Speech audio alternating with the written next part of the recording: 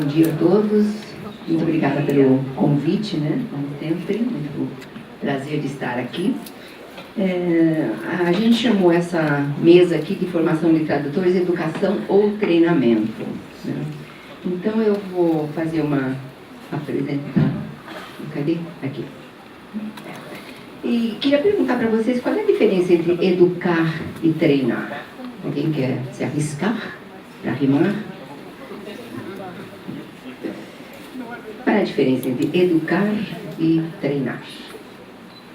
Acho que treinar envolve mais a prática. Ok. Mais alguém?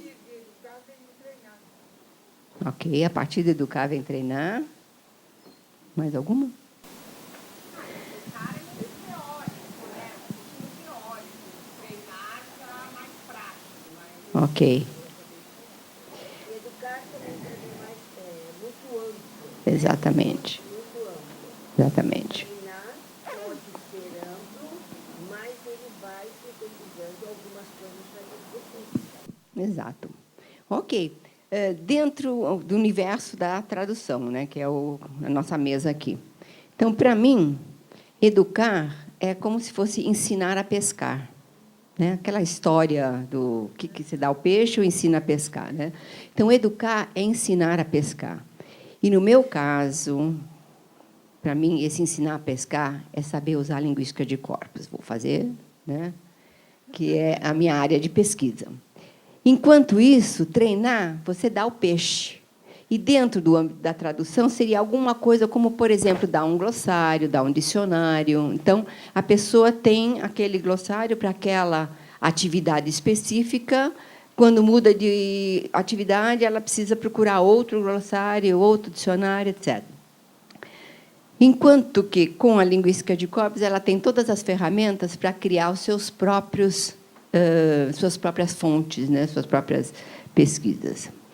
Então, eu queria só saber quantos de vocês são tradutores profissionais aqui?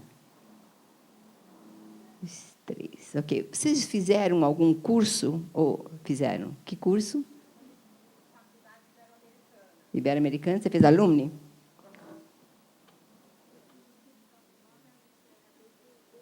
Ixi! Ixi! E aí atrás, quem mais? Não entendi. Metodista, ok. Ok, então, justamente a pergunta, e as outras pessoas são alunos de tradução, estão só interessados? Só interessados? Alguém é aluno de tradução aqui? Ok. Xereta?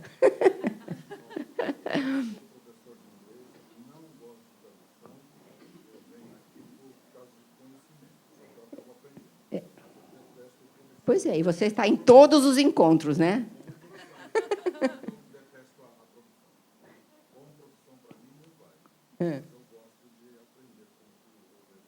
Ok, muito bem. E alguém fez o curso de especialização em tradução? É. Alumni, tá bom. Ok, a minha pergunta é, para o pessoal que fez curso assim, vocês sentiram, vamos dizer, passou para o mercado, é uma coisa que a Luciana, né, que estava falando na palestra anterior, você sai da escola, vai para o mercado, tem um choque, né? O que vocês sentiram falta nos cursos, quem fez curso de tradução, sentiram falta do quê?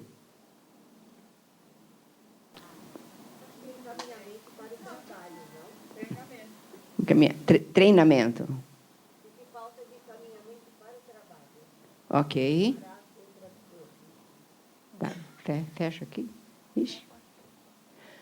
Eu acho que é um curso muito bom, mas, na prática, o que acontece é que você vê o tempo que você leva para traduzir, que não é o tempo que você esperava que você ia levar, e as dificuldades vão surgindo, e é uma coisa que eu acho que o curso não pode te fornecer, não tem como. Tanto de vocabulário, busca de glossário, como é que você busca, como é que vai fazer, e, às vezes, de madrugada, por quê? Porque você achou que ia levar um tempo e não levou muito mais, aí chega de madrugada, não tem para quem ligar, não tem um colega, não tem o que fazer, você chora na frente da tradução. Ok. Ok. Tá bom. Vamos pensar. Então, alguma de vocês usa Corpora? Vocês usam Corpus? Não. Tá vendo? Teria resolvido o teu problema de madrugada. Viu? Em vez de chorar, ia para o Corpus. Tá vendo? Montava um corpinho ali. Então, vamos dar uma repassada assim, nos passos de um tradutor, né, na hora que ele vai fazer uma tradução. Primeira coisa, ele tem que buscar informação e os conhecimentos necessários. Ele tem que se familiarizar com o tema, certo? Muita gente já é especializada em algum tema, tranquilo, né, tira aquilo de letra. Mas o tradutor iniciante tem que traduzir aquilo que cai no colo dele. Não tem muita escolha. Ele está entrando no mercado, né? Então, ele tem que conhecer, tem que buscar informação sobre aquela área, aquele assunto que ele vai traduzir, certo? Depois, ele tem que, sendo uma coisa técnica, buscar a terminologia adequada, né? Uma tradução técnica tem todo um jargão, uma terminologia específica. E tem uma fraseologia. Uma fraseologia é aquele jeito de dizer, né? Então, num trabalho acadêmico, você diz assim, eu acho que, não sei o que lá, né? Eu acredito que. Então, qual é o jeito, né, de falar dentro daquela área técnica? Aí tem que traduzir e aí tem que rever, né? Não dá para traduzir e entregar, tem que dar uma volta. Tá. E aí, o que está errado, reescreve, né? Porque o trabalho não é assim. Depois, outras coisinhas aqui que eu não vou tratar, mas esses passos aqui são tirados de um artigo da Silvia Bernardini e da Sara Castagnoli, justamente chamado Corpora for Translator, Education and Translation Practice, em que ela faz exatamente esse contraponto. Ok. Dessas aqui, desses passos, qual é a mais trabalhosa, mais difícil? O que vocês acham? A terminologia. Terminologia e fraseologia. Ok. E como é que a gente poderia resolver isso, né? Essa fraseologia, como é que a gente vai descobrir a terminologia, a fraseologia de uma determinada área ou de um determinado assunto? Então, eu fui pesquisar um pouquinho no currículo de algumas universidades para ver o que aparece nesses currículos. Então, essa aqui, a Universidade 1, ela fala, não conseguiu o currículo, né, as disciplinas que são dadas, mas fala de projetos interculturais de tradução, revisão e interpretação, softwares de auxílio, memórias de tradução, etc. Desenvolvimento da competência operacional. Ok. A outra universidade tem 4 módulos, divididos em A e B. E aí tem, no primeiro ciclo, tem tradução, teorias, tradução para procedimentos técnicos, etc. No terceiro ciclo, dentro da disciplina de língua inglesa, essa aqui são só as disciplinas de tradução, tem outras disciplinas nesse currículo, né? Aparece uma linguística de corpos. Então, dentro de língua inglesa, tem uma disciplina que realmente vai ensinar linguística de corpos. Isso não quer dizer que as outras disciplinas não usem linguística de corpos. Eu conheço o pessoal que leciona lá e eu sei que usam, mas não aparece aqui explicitamente, né? Aqui na Universidade 3 também vai aparecer aqui só lá no terceiro período as coisas mais específicas. E aqui tem estratégias de interpretação intermitente, etc., que depois a Luciana vai falar sobre essa parte de interpretação. Tem aqui também audiovisual em algum lugar, que a Ana Júlia vai falar. Mas, e aqui tem um curso de especialização, aí sim, todas as disciplinas são de tradução, e aqui vocês têm tradução audiovisual, tem dublagem, voice-over, etc. Então, é uma coisa bastante completa. Agora, o como isso é feito é outra história, né? Isso não aparece aqui. Tá? Então, puxando a sardinha para a linguística de corpos, aqui tem, nesse mesmo artigo da Sara, da Silvia Bernardini, desculpe, ela diz assim, que, apesar do que se consegue, do entusiasmo no contexto acadêmico, os corpora ainda são pouco usados na profissão do tradutor. Então, o tradutor profissional tem medo de usar corpos, é uma coisa mais trabalhosa, ele não sabe usar, né? E, não sabendo usar, ele tem problemas aí, como você, de repente, estar lá no mato sem cachorro e não saber o que fazer. Tá? Então, ela acha que tem 3 áreas em que os corpora devem ser mais enfatizados. O primeiro deles é conscientizar as pessoas para a utilidade de um corpus, né? Então, o corpus, o que é? O corpus é uma coletânea de textos. Então, cada professor pode pegar e vai coletar. Muitos até têm esses textos em papel, né? Vai coletando, depois, na hora de procurar uma terminologia, fica lendo lá aqueles artigos, aquele material. Ou então você pode coletar isso eletronicamente, vai para a internet e começa a pescar, né? Textos que tenham a ver com o seu assunto, aquele assunto que você vai traduzir. E depois junta aquilo num arquivão, e aí existem ferramentas especializadas para você analisar, para puxar informações, certo? Então, saber de todo o potencial de um corpus é muito importante, e as pessoas não têm consciência disso. Quer dizer, aí entra aquela... Voltando na palestra anterior, para quem assistiu, é botar a mão na massa, né? Tem que pegar o corpus e usar para saber como ele é bom, né?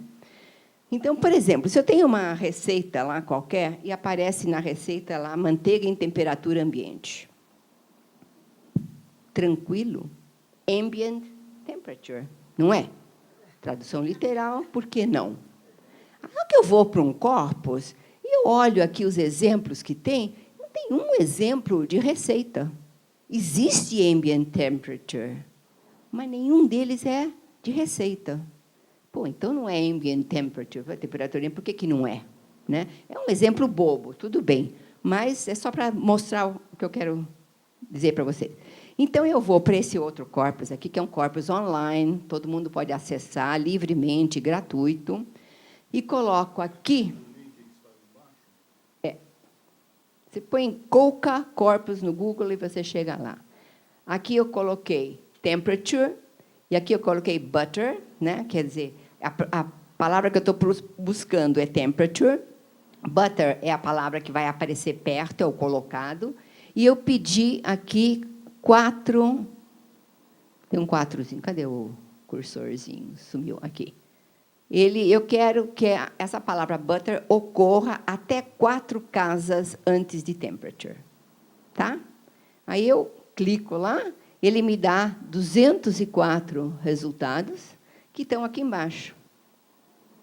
E, se vocês olharem, está lá, butter at room temperature. Todos os exemplos são room temperature. Certo? Então, agora, eu não preciso telefonar para ninguém e perguntar como é que fala a temperatura ambiente quando eu estou falando de uma receita, né? Eu vou para o corpus e ele me deu a resposta. E aí, se eu pego outros exemplos, eu vou ver que milhares, né? Esse room temperature é muito específico de receita. Não que ele não apareça em outros contextos, mas vocês podem ver que, por aqui, a maior parte dos exemplos é de receita. Ok. E o tal do temperatura ambiente em português, ele ocorre tanto em textos científicos e técnicos, quanto em culinária. Então, nós temos um termo, temperatura ambiente, que em inglês corresponde a 2 termos. Certo? Ok. Segundo lugar, ele tem que ter material de ensino que incorpore corpora, né? E aí ela fala, né, de concordanciador, que é o que eu mostrei para vocês, e tarefas que sejam relevantes para o tradutor, né? Também é uma coisa que a Luciana falou na palestra anterior, né, que são os projetos, né, a aprendizagem por projetos. Então, quando ainda existia o curso de especialização em tradução na USP, eu, em vários anos, trabalhei com essa tarefa real. E o que eu fiz? Eu pedi para os alunos... Ana Júlia está aqui de prova. Pedi para os alunos escolherem um tema, cada um escolhia o tema que gostaria de pesquisar, tinham que construir um corpus sobre aquele tema. A partir daí, puxar um glossário. Obviamente, a gente ensinava todas as técnicas, como usar um concordanciador, toda a linguística de corpos para descobrir. E era bilíngue, português e inglês, então tinha que fazer um corpus em português, um corpus em inglês. Tá? Aí, entregue o corpus, o glossário, era revisto por um especialista, que era eu, botava chapeuzinho de especialista, né, dava uma coisa. Voltava para os alunos para rever. Isso também é uma coisa que a Luciana falou na anterior, né, que dá a oportunidade do aluno rever e melhorar o seu trabalho, certo? Aí foi submetido para publicação, porque aí a gente teve uma parceria com a SBS, também foi a Ana Júlia que intermediou isso. Submetendo, a tarefa foi: vocês vão fazer um glossário, os melhores serão submetidos à publicação. Não é de todo mundo. Então, os melhores. Como era trabalho em grupo, vocês sabem como é que é trabalho em grupo, né? Tem os que encostam, tem os que fazem, tem os que ficam com sarampo, com catapora, com caspa, né? Então, não dá para fazer. Caspa é o mais comum. Bom, quando vai para a submissão, para a publicação, a própria editora também tem os seus revisores. Passa por um especialista, volta para os alunos, e aí, finalmente, vai para a publicação. Então, esse foi um processo que realmente foi real, né? Eles tinham prazo, né? Então, tudo certinho. E isso resultou em 3 publicações de verdade, né? Então, tem o de Química da Ana Júlia com a Rosane, tem um de Culinária com a Elisa e eu, e tem um de Fotografia, que foi um grupo de 5 alunas que fizeram. Esse grupo de fotografia foi interessante porque todo mundo trabalhou com fotografia, cada um numa área diferente, sei lá, revelação, tratamento de imagem, etc.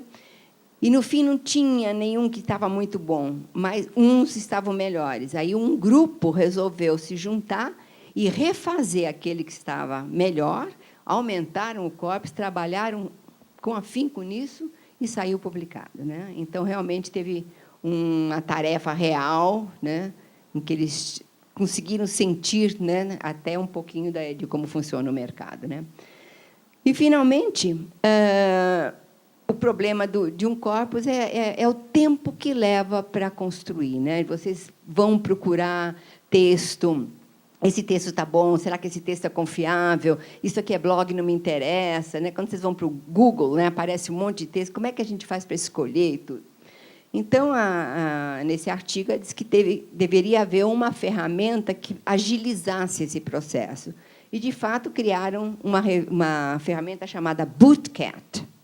Esse Bootcat é um espetáculo, porque vocês pegam, vamos dizer, vocês vão traduzir alguma coisa sobre, sei lá, dermatologia.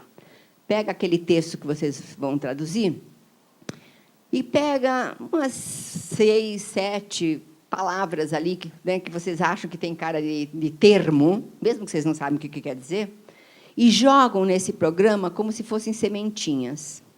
O que o programa faz? Ele junta, ele faz umas combinações dessas 10 palavras, 3 a 3, por exemplo, e vai procurar na internet artigos ou sites que tenham essas palavras. E aí ele devolve para vocês 100 sites. Desses 100 sites, vocês podem selecionar se é blog, que não entende. Vocês até têm um certo filtro, pode dizer, por exemplo, que vocês querem só de educação, né? Com a extensão, pode também fazer a seleção. Então, uma vez selecionado aquilo, você diz assim: isso aqui não interessa, é blog, então tira o tiquezinho. Selecionou, está feliz com aquilo, clica ali, ele vai e devolve para vocês tudo num arquivão. Então, para quem está trabalhando assim para fazer uma tradução e não vai fazer pesquisa assim, isso aí está de bom tamanho. Óbvio que ele está cheio de sujeira, de endereços de URL, etc., né? Mas, para procurar o que vocês querem, vai ser tranquilo, certo? Então, aqui tem um tutorial. Então, no site do Projeto Comet, que é o nosso projeto lá na USP, tem um tutorial feito por um aluno meu, que explica passo a passo como usar esse Bootcat. Vocês têm que baixar, têm que criar um código, etc., mas é gratuito e pode usar direto. Certo? Então, acho que até esse problema do criar um corpus, não sei o quê, então, na hora que vocês estão atrapalhados, em 15 minutos vocês têm um corpus e um corpão, né? Corpanzil. Certo? Então, acho que isso aí pode ajudar os tradutores que têm medo de corpus a começar a brincar. Nesse site nosso aqui, tem vários tutoriais, etc., inclusive sobre linguística de corpos. Então, quem estiver interessado, pode se divertir aqui nesse... Chega no Publicações, né? E ali vocês podem se divertir. É isso aí. Muito obrigada.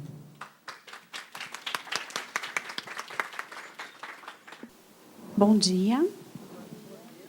Meu nome é Luciana.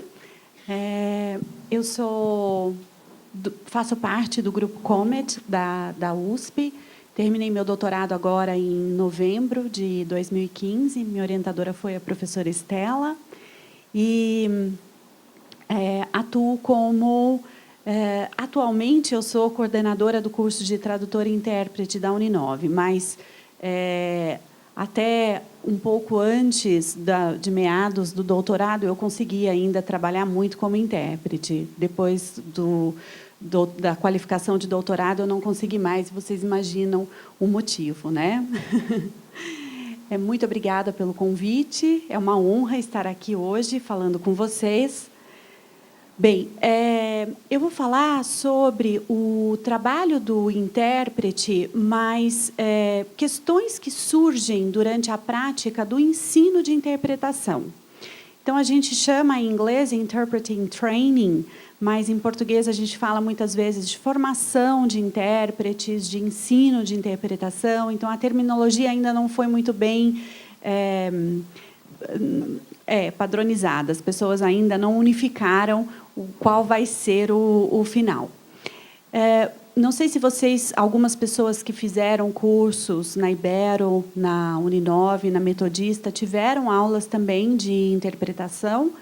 E vocês sabem que a interpretação ela é parte dos estudos da tradução, academicamente falando, mas ela em termos de pesquisa, muito mais recente, apesar de ser já uma senhora, porque desde que as pessoas, no passado muito longínquo, usavam línguas diferentes, já existiam intérpretes, mas os estudos são muito recentes, eles começam no século XX.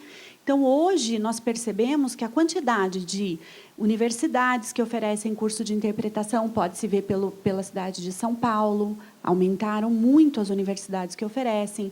Na China, de uma década, a diferença de uma década para outra foi de 395 cursos que foram abertos na China toda. Então, assim, é uma expansão realmente do nosso século, né? O final, meados do século XX e século XXI, que é o grande boom da formação de intérpretes.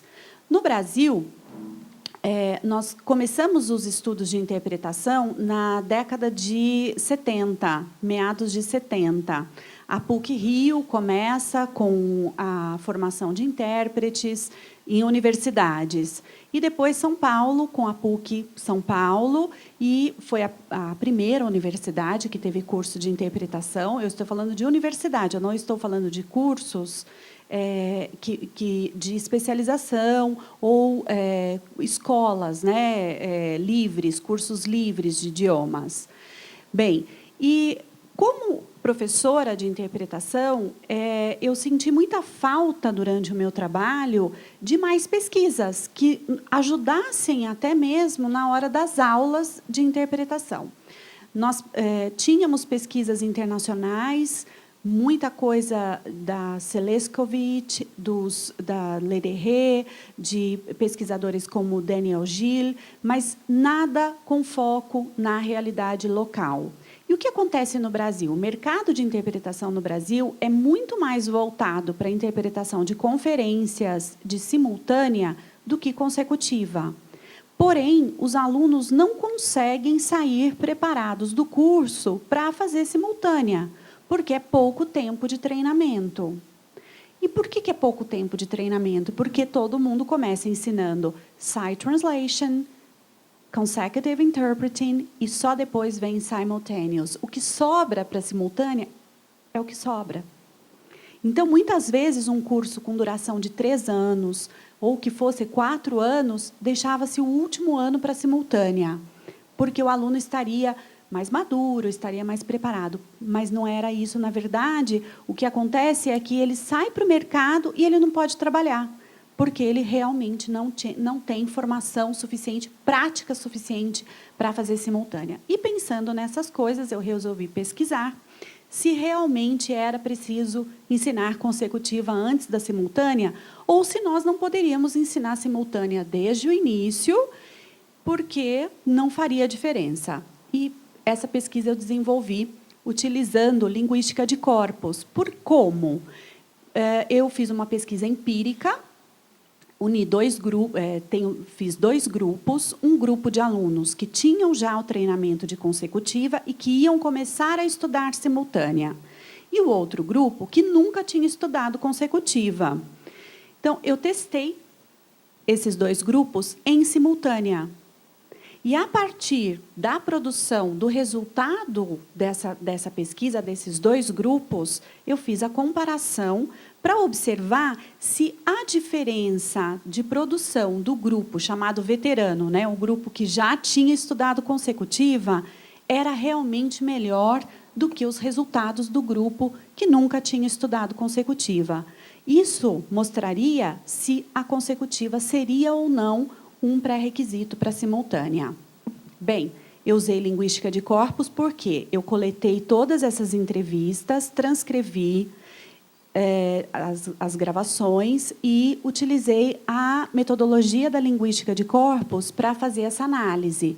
A vantagem de se usar a linguística de corpos é que você tem resultados reais, você não se baseia na sua intuição, naquilo que eu acho que é. Eu acho que esse grupo é melhor que o outro. Não, eu tenho aqui os resultados que comprovam, olha a produção desse e olha a produção desse.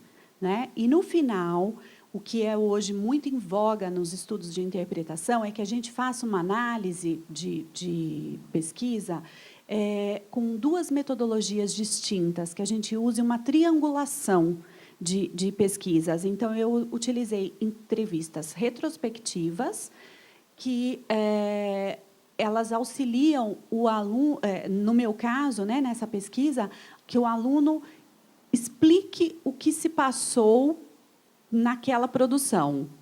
Mas, veja, há problemas, porque o aluno pode achar que aconteceu isso, que ele tomou essa decisão porque ele acha que foi isso, mas isso pode também direcionar. O que as nossas pesquisas comprovam é que o direcionamento que ele dá, muitas vezes, é correto. Ele pode não ser a resposta perfeita, mas ele direciona para uma resposta. Bem, várias coisas tinham que ser levadas em consideração para formar esses grupos, porque eu não poderia ter nada que influenciasse, que fosse interferência. Então, eu selecionei alunos no mesmo curso de graduação. Não podiam ser, nenhum desses alunos poderia ter experiência em simultânea, porque era o primeiro contato. Eu utilizei o mesmo... um vídeo do TED Talks. Eu selecionei 2... na verdade, foram 3. É que um depois eu eliminei porque ele era muito técnico. E eu não dava o assunto anterior para os alunos só por um motivo. Alguns preparariam mais que os outros e isso seria um problema, uma interferência. Então, eu tentei selecionar vocabulário de cotidiano. Todos eles eram High Intermediate. E aí, a língua era de inglês para português. Bem, e aí eu formei um corpus chamado Corpus de Ensino de Interpretação Simultânea. Grupo dos veteranos são aqueles que já tinham treinamento em consecutiva e de calouros, o que não tinha treinamento. Texto A e texto B, para todos eles. Então, todo esse passo a passo foi seguido, não é pouco, né? Ao final, eu percebi que eu precisava colocar nesse corpus etiquetas. Etiquetas de corpus são informações que, na hora da busca, você usa uma ferramenta para fazer essa análise, ela dá informações de qual estratégia o aluno utilizou, se aquele ponto foi uma correção, porque, muitas vezes, na interpretação, a gente começa, ou então você altera. E todas essas estratégias de intérpretes foram marcadas no corpus. Essa etiquetagem ainda é manual, porque ela é baseada em... Não existe uma ferramenta que faça isso. Há outras etiquetagens que são automáticas, obrigada. Mas não essa, né? Por exemplo, quando você quer marcar substantivos, verbos, adjetivos, você consegue fazer automaticamente, mas essa de interpretação ainda não.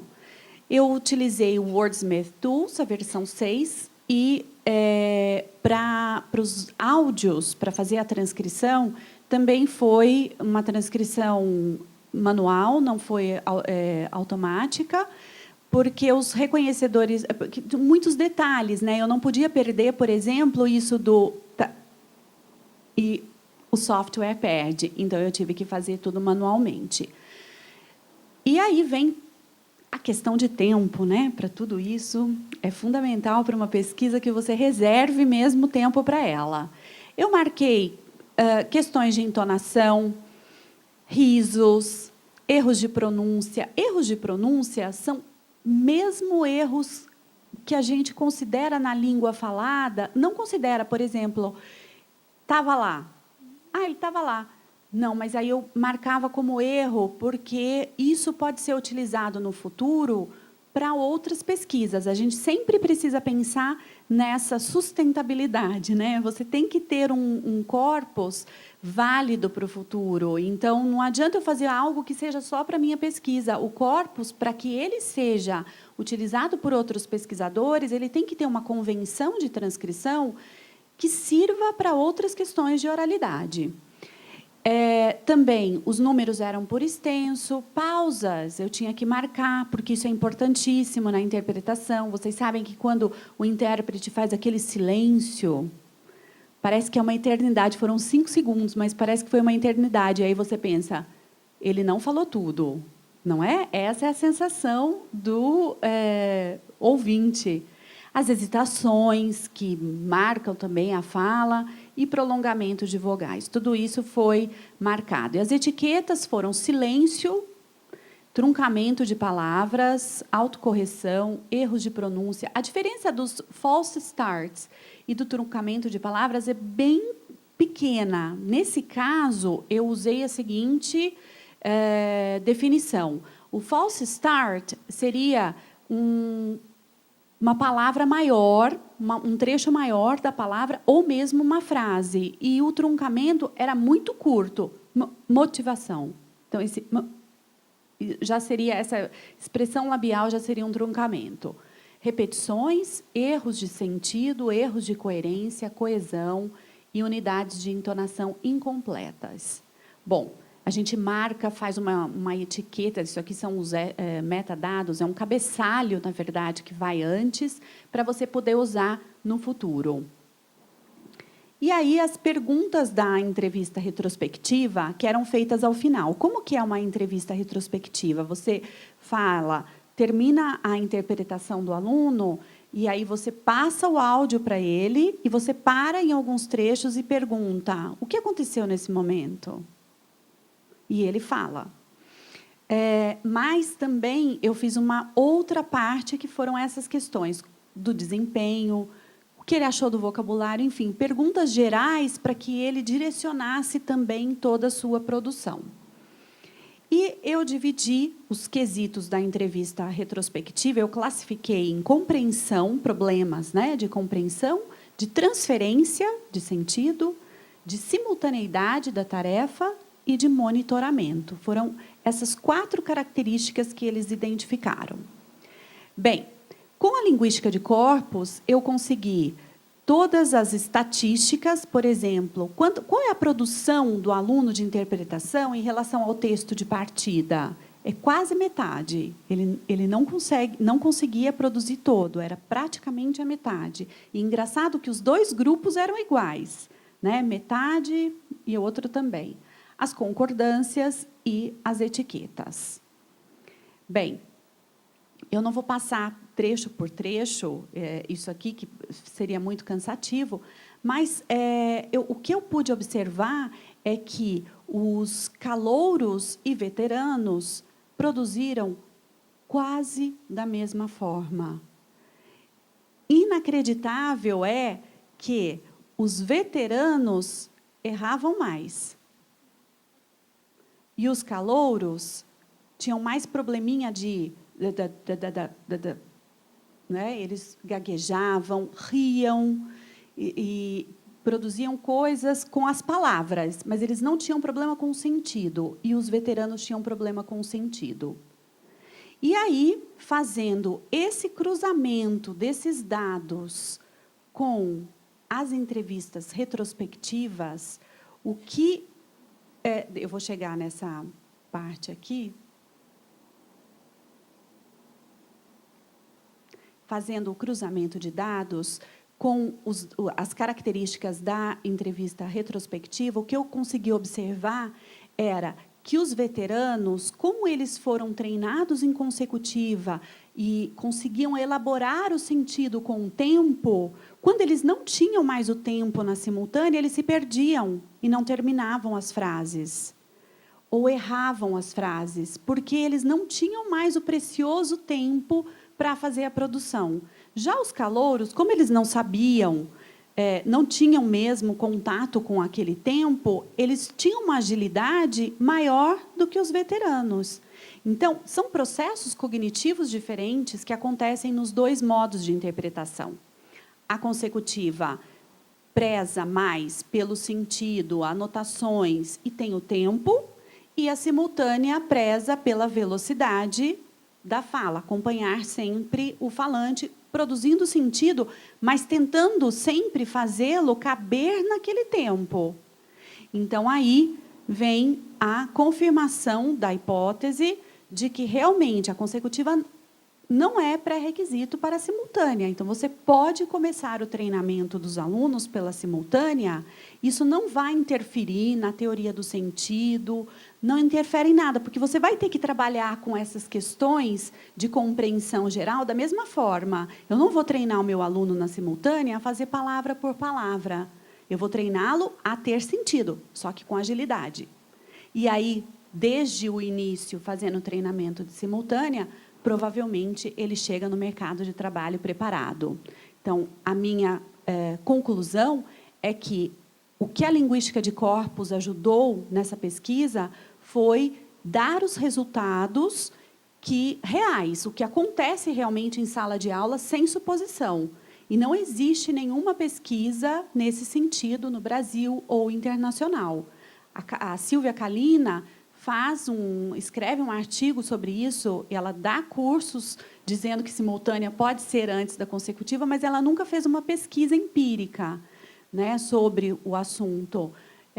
E acho que esse é um caminho, é uma abertura para que outros pesquisadores possam ir mais a fundo nesse trabalho e que as pessoas saiam realmente do curso da graduação com menos frustração, né? Que possam realmente atuar como intérpretes em conferências.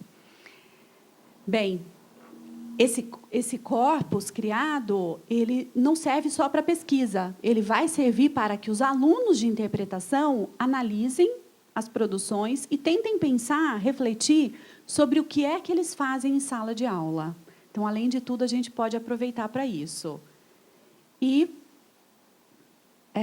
o que pode ser feito também é disponibilizar, vai ser feito, né, no projeto Comet, na nossa página, mas daí com alinhamento também do áudio ao texto que os alunos produziram. E aqui só alguns trabalhos de intérprete que não são de conferência, são interpretações de comunidade. que é outro fator, mas isso é um próximo assunto, que a interpretação comunitária também precisa ser ensinada nos cursos de graduação. Muito obrigada.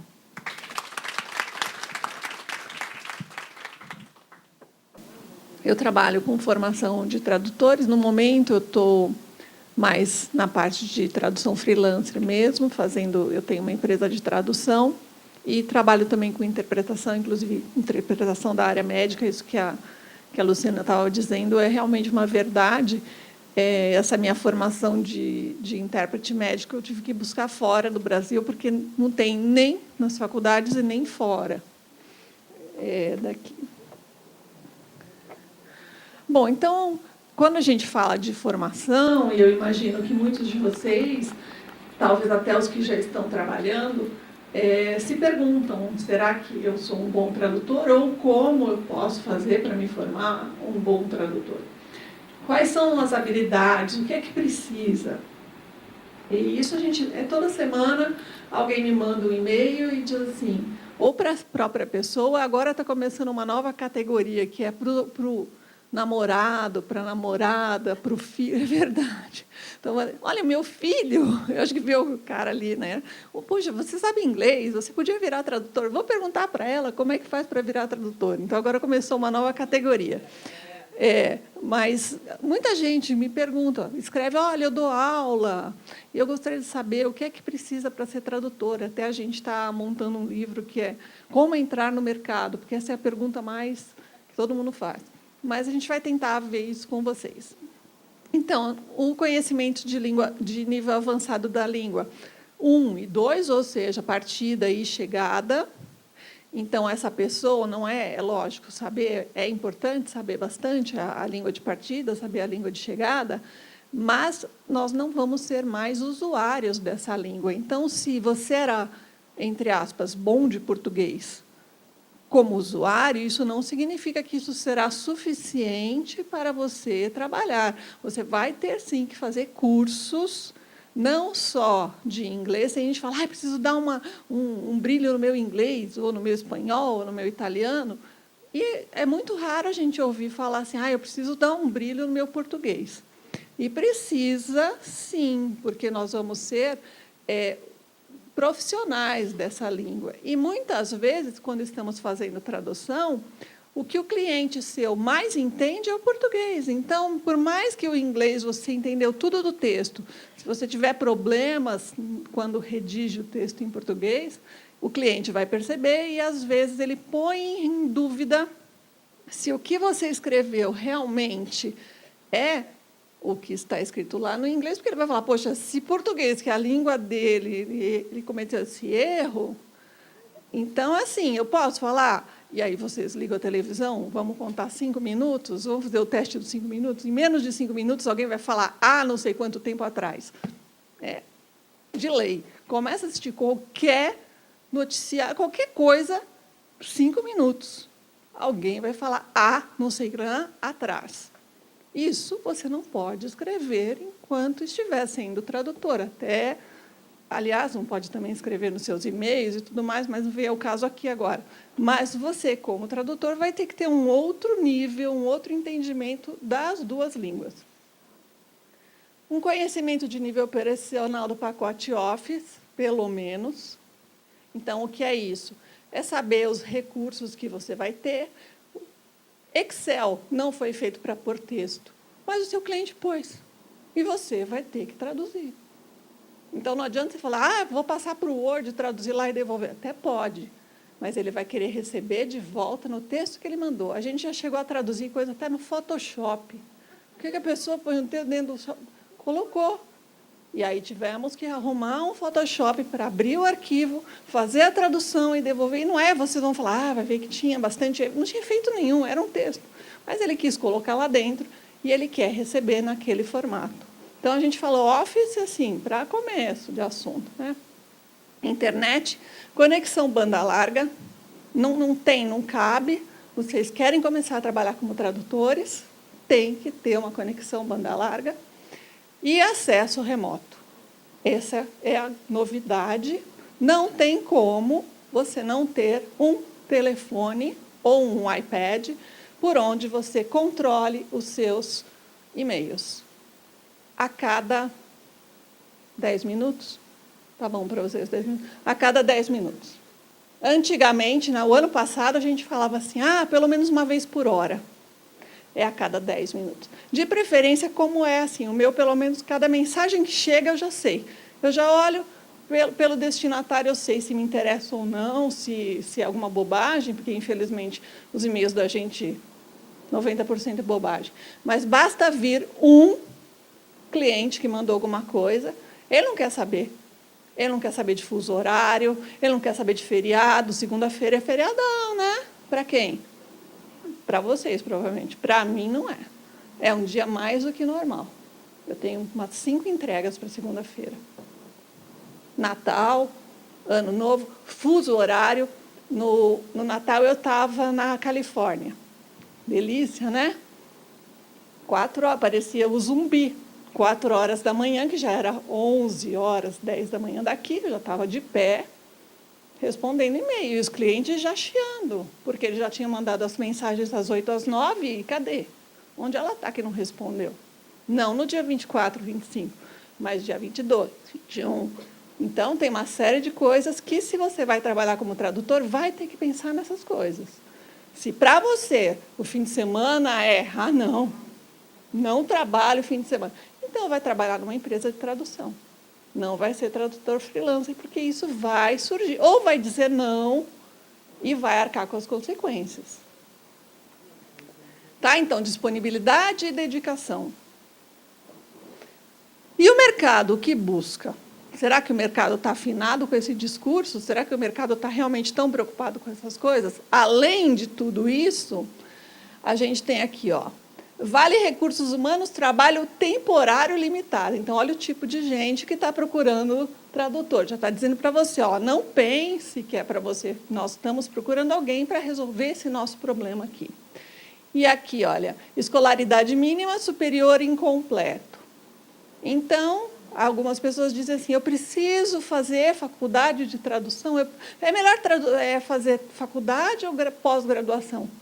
É melhor você se formar. De alguma maneira, sua formação, não formar de pegar um certificado, seja autodidaticamente, seja fazendo uma faculdade, fazendo uma pós, ou fazendo tudo isso e não parando o tempo inteiro, que é a melhor coisa.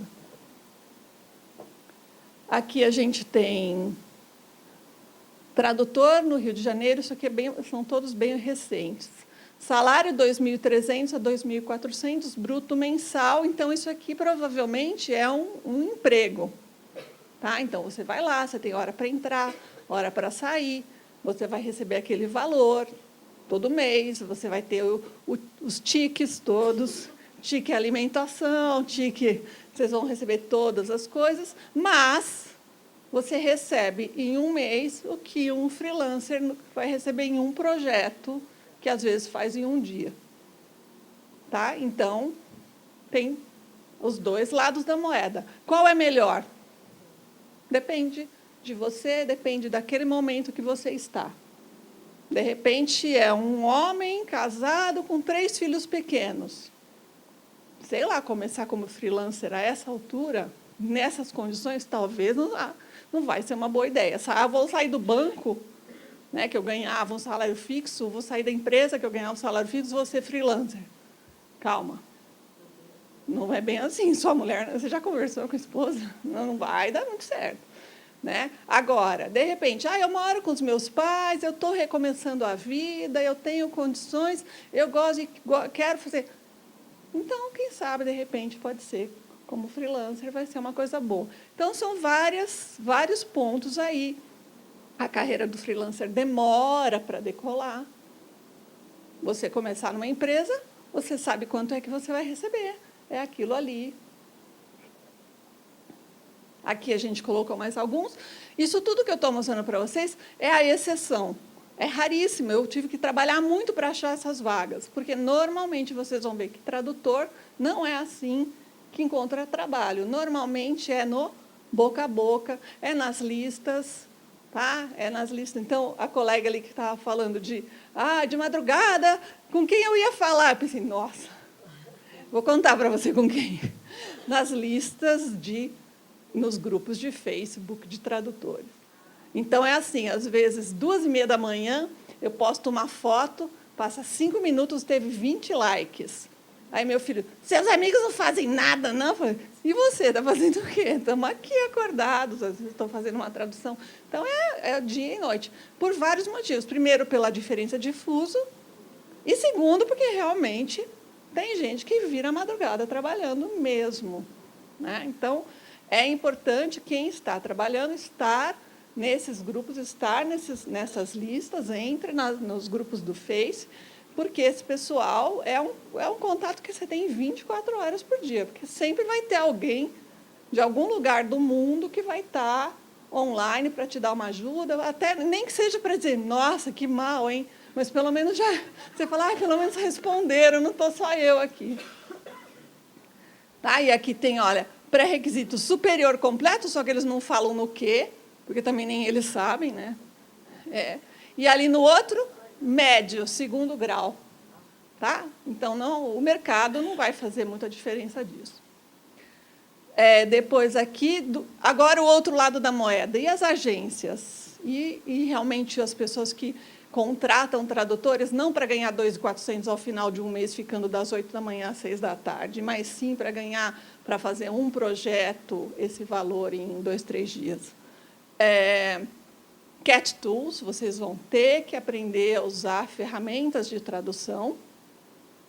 Sistemas operacionais, então, vocês veem quais as ferramentas que eu conheço e uso. Olha quantas tem aqui. Então, dá para começar aprendendo pelo menos uma. Tá? No caso da gente, começa-se normalmente pelo WordFast. Então, deem uma olhada nisso. E uma série de outras ferramentas computacionais.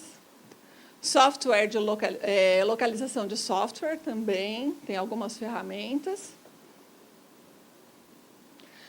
E tomar cuidado voltando na nossa conversa do começo, olha só o que tem, isso aqui foi retirado de um contrato, que um aluno mandou para mim e falou, professora, você acha que eu assino esse contrato ou não? Eu falei, meu Deus.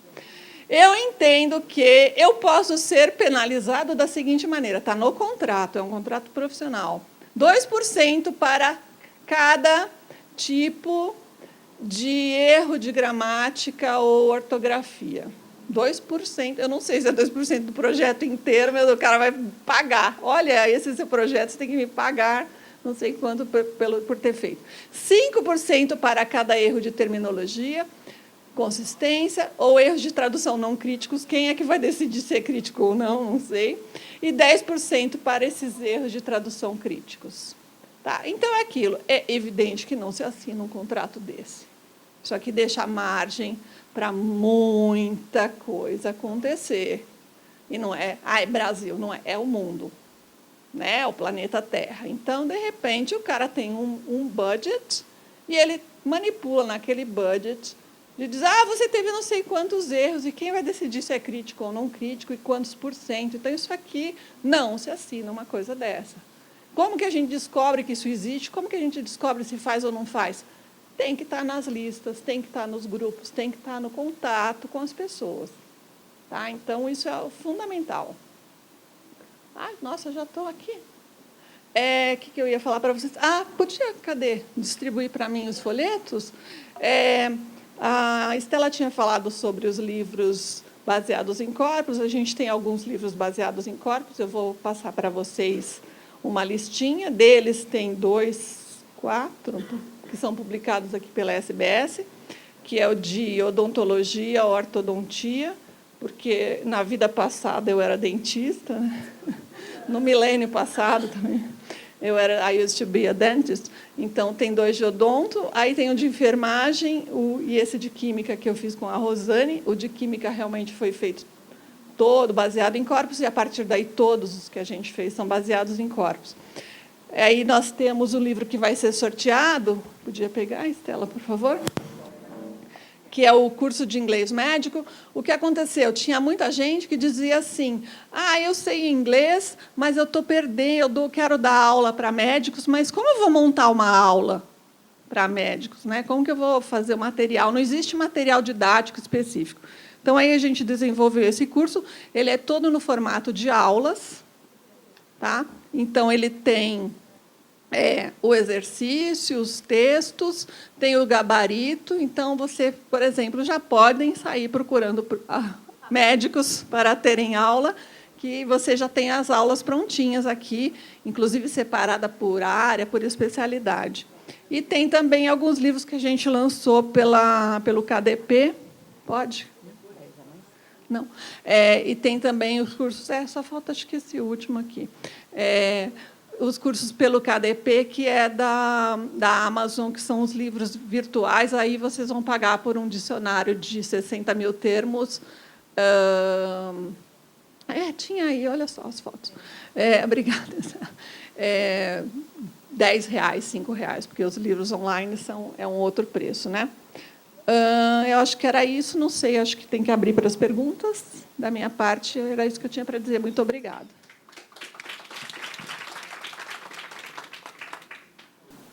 Alguém tem alguma dúvida, pergunta, comentário?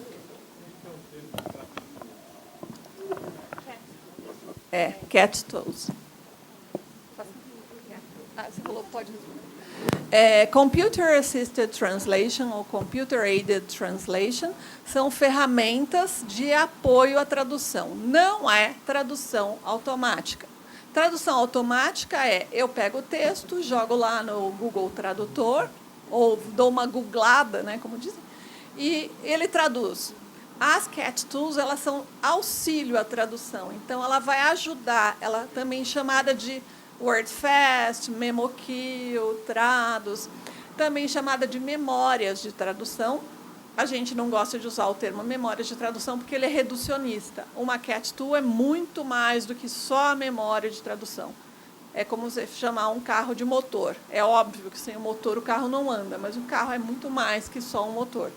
E as Cat Tools são muito mais do que memórias, mas são, basicamente, tem as memórias de tradução. Cada segmento que você já traduziu, ela vai te mostrar quando ele surgir novamente, ela vai sugerir traduções, mas quem faz a tradução é o tradutor. Eu queria comentar sobre o uso do Corpora aqui.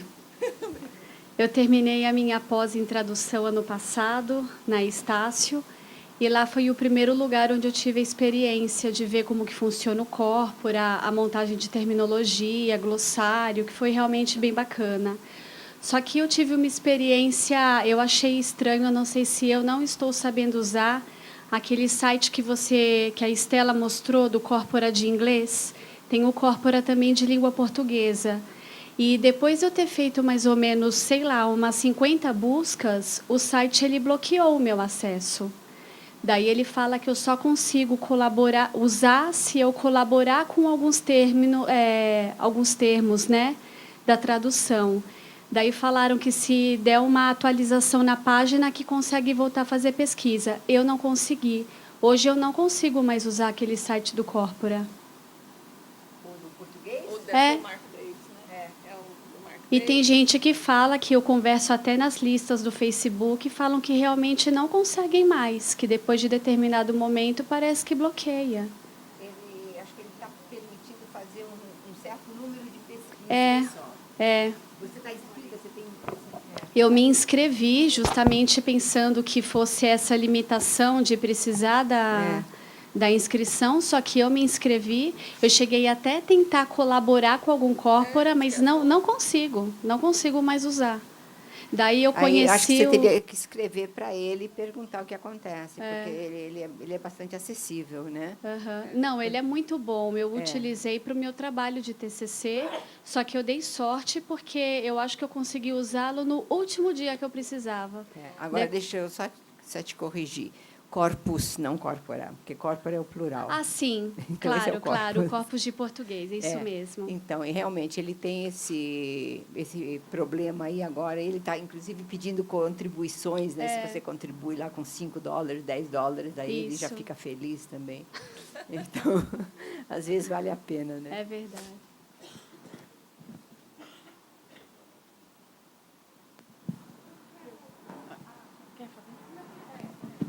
Luciana, só fazendo assim realmente um comentário, eu sou prova viva né, que eu me formei em tradutora e intérprete em 1998, pela São Judas. E eu me apaixonei pela interpretação. Só que realmente foi justamente isso que aconteceu. Quando eu terminei, eu não estava preparada para o mercado de trabalho. Então, eu fiquei bastante frustrada, na verdade, e tive que mudar um pouco, né, o meu profissional. Então, assim, hoje eu me alegro muito, depois de tanto tempo, mas eu me alegro muito, porque para essa nova geração, para esse novo pessoal, tem um material e eles vão estar bem melhor preparados, né? Então, muito legal. Eu acho que era, na verdade, faltava que alguém tivesse iniciativa mesmo de fazer a pesquisa, porque não é fácil você mudar um currículo. Você precisa saber ter uma comprovação. E, depois de muito ensinar e ver que a intuição dizia que não tinha essa regra, mas eu precisava provar isso. Então, abriu espaço para outras pesquisas. Obrigada pelo seu comentário. Oi. Eu quero fazer uma pergunta meio polêmica. Um dia eu participei de um webinar naquele Prozee, enfim, não sei. Aquele site é muito legal. Então, no webinar, o tradutor falava que dentro de 6 anos as traduções seriam todas mecânicas, que a profissão do tradutor seria extinguida, que não vale mais a pena hoje começar uma carreira de tradutor. Deu uma desanimada, assim, para mim, mas, enfim. É que eu sou professora e tradutora, então eu não vivo só de tradução, mas eu não sei. O que vocês acham, vocês que trabalham nesse ramo, estão envolvidas? Bom, vamos ver o que as colegas acham, mas eu penso assim, um dia, quando tinha só o teatro, e aí criaram o cinema, disseram assim, não vai existir mais teatro, porque todo mundo tem o cinema, para que vai ficar tendo que apresentar de novo aquelas coisas que todo mundo já viu? Grava e vê. São coisas diferentes. Um dia, quando surgiu a televisão, todo mundo falava, não vai mais ter mais cinema, porque para que eu vou assistir o filme lá? Se eu assisto de graça na minha casa, mesmo vai passar o mesmo filme que passa no cinema? Então, são coisas completamente diferentes, são experiências diferentes, ou musicais. Outro dia eu estava vendo um musical no computador, dá mais vontade de você assistir um musical, entre aspas, de verdade e tal. E existe também um outro lado. Além de tudo isso, existe uma nova profissão, que é o pós-editing, o pós-editor, porque a tradução automática ela precisa de uma pessoa para fazer a pós-edição, que é um tradutor, e um tradutor tem que ser muito bom. Tá? Eu dou traduções para alguns alunos, às vezes, mas eu não dou para ele fazer uma pós-edição para um cliente meu, porque a pós-edição é enganosa. Se você não tem todo o conhecimento, ela te engana, ela te leva para coisas, então você tem que saber muito, é o contrário do que se imagina. O tradutor, para trabalhar com tradução automática, ele tem que ser muito bom, porque ele tem que ser mais inteligente que a máquina, que é muito inteligente. E aí tem muito, muito trabalho para todo mundo. Quando eu era dentista, meu professor dizia assim, toda vez o Fantástico fazia alguma coisa falando da vacina de cárie, agora não está na moda, daqui a pouco vai ter de novo, né? A vacina de cárie vai acabar com as cáries. E aí todo mundo pensava, chegava em casa e falava, será que eu continuo a faculdade? Né? Bem parecido com isso. E aí os colegas, o professor falava assim, se viesse mesmo uma vacina de cárie hoje, isso era em 1900 e Guaraná com bolo, se vier uma vacina de cárie hoje, até o ano 2050 ainda vai ter trabalho para dentista, só com as cáries que já existem.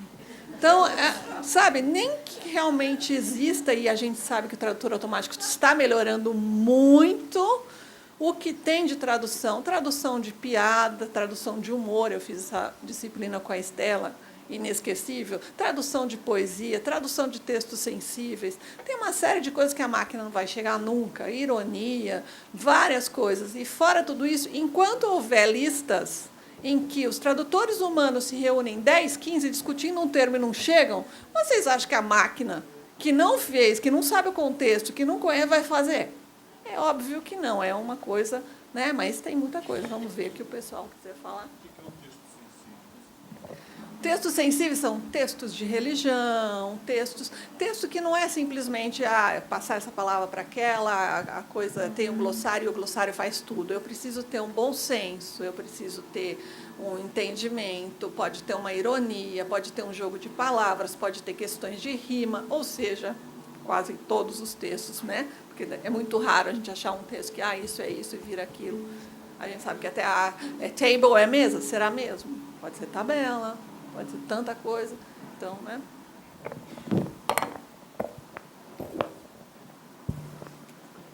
Eu concordo com a Ana Júlia, e puxando um pouquinho a sardinha para a interpretação, eu acho assim, nós vivemos na era da informação, da comunicação e inovação. Então, o mundo segue um ritmo e as profissões têm que se reinventar.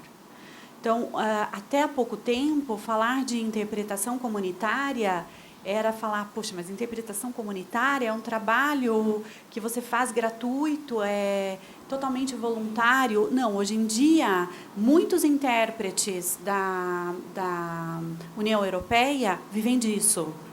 Então, porque são novos paradigmas mundiais, e você tem que acompanhar na profissão. Então, o que eu diria é, vai ter trabalho para os bons. Só aqueles que acompanharem as mudanças e que souberem lidar com elas é que vão sobreviver no mercado. Acho que no congresso da ATA do ano passado, um rapaz estava falando assim, ele começou a palestra dele dizendo, os tradutores não serão substituídos pelas máquinas. Somente aqueles que não usarem máquinas serão substituídos pelas máquinas. Então, se a gente não aprender a usar computador, realmente esses vão ficando, porque os prazos são cada vez menores, os projetos são cada vez maiores, e a gente vai ter que aprender a usar tudo isso, e como a Lu falou, se reinventar todo dia, porque as tecnologias estão aí loucamente. Se você não acompanhar, dali a pouco o cliente pede alguma coisa e você não consegue nem fazer, né? Eles já nem perguntam mais, eles já estão mandando. Vocês têm alguma informação sobre esses aplicativos para turista de tradução de frases? Vocês já ouviram falar? Conhecem? Eu acho assim, tudo isso é extremamente interessante, importante e útil. Imagina, de repente, meu filho foi para a Polônia e ele marcou com os amigos dele para pegarem ele no aeroporto, porque senão não tem condição. O máximo que eles falam na Polônia é um pouco de russo. Ótimo, ajudou bastante. Ninguém falava inglês. Então, se ele estivesse com um aplicativo desse, é lógico que alguma coisa sempre ajuda. Mas qual é o nível dessa alguma coisa, o quanto isso vai servir, né? Agora, então, não vai tirar o trabalho de ninguém. Eu acho que como dizem, vai tirar o trabalho que você já não queria fazer mesmo, porque era alguém que não ia querer pagar nada. Tá?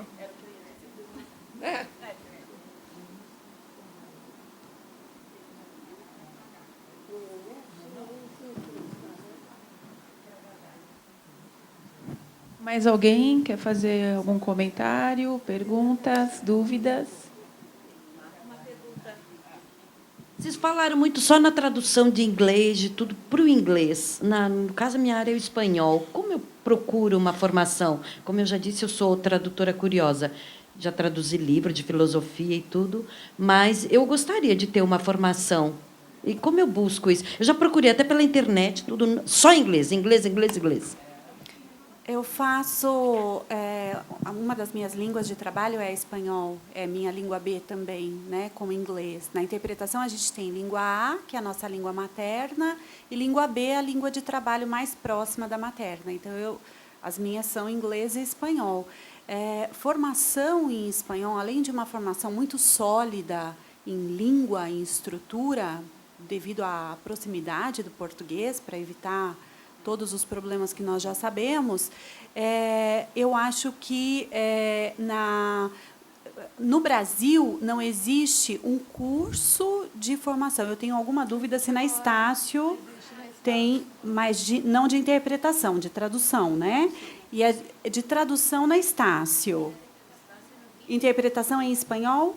Tem também? Eu não tinha essa informação. Tradução tem. E você pode fazer também, não importa a língua que você fizer o curso. Na verdade, quando você faz um curso de tradução e interpretação, você aprende técnicas. E essas questões linguísticas você pode praticar para outras línguas também. Então, aí vale, sim, uma sólida formação na língua de trabalho. Ok, pessoal. Eu esqueci de avisar vocês. Sorteio. Eu vou deixar uns cartões meus aqui em cima, tá? Quem quiser pegar, fique à vontade.